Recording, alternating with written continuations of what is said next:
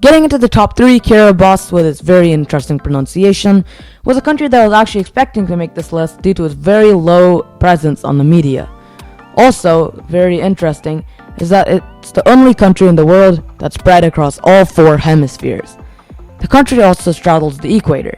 Since World War II, the island has mostly stayed out of the media, and similarly to Palau, some of the islands were held by Japan for some time, but after the Battle of Tarawa, it was conceded. By the way, Tarawa is the capital of Kiribati.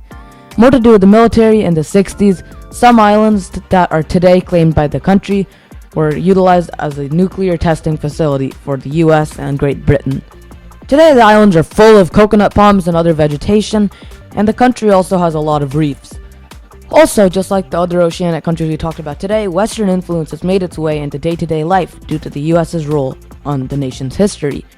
One thing you might notice about these somewhat small Pacific islands is that they might be heavily reliant on external sources. This is because sometimes it's difficult to supply for a whole country with a relatively small land area. As I said before, the isolation of this country and also the lack of major news that happens here probably makes this country not too heard about to the outside world, and thus makes it less popular for tourism and commerce and just other things that make countries more known.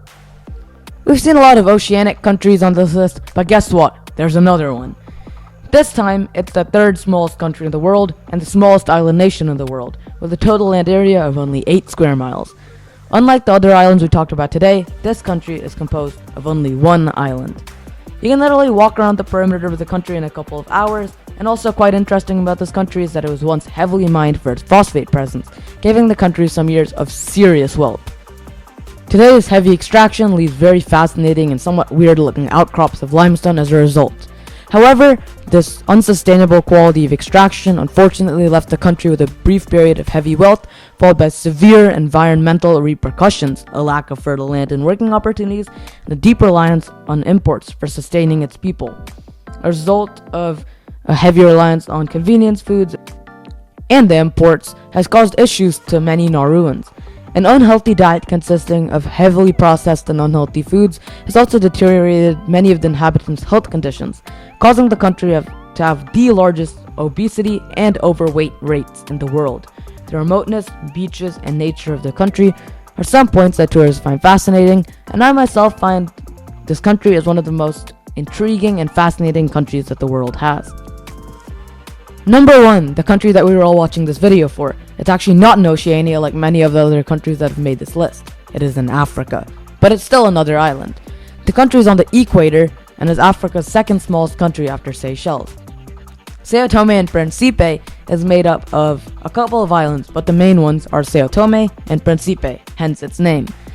The country has an intense nature scene and is covered by volcanic mountains and a thick rainforest with rich flora and fauna. This country also has nice beaches as well. The country's tropical climate and coastal location allows for related industries to take place. You might be able to relate to this country through the last chocolate bar you ate, because cocoa bean production is a significant industry in the country. In terms of tourism, there aren't too many tourists that come to this country, most of them coming from Portugal and other parts of Europe. But I think this country has some serious potential. Sao Tome and Principe is in a pretty obscure location and is not widely covered by the media at all, which results in this country being hidden from the knowledge of many. Sao Tome and Principe is an amazing way to end this list because it's an extremely underrated and beautiful destination.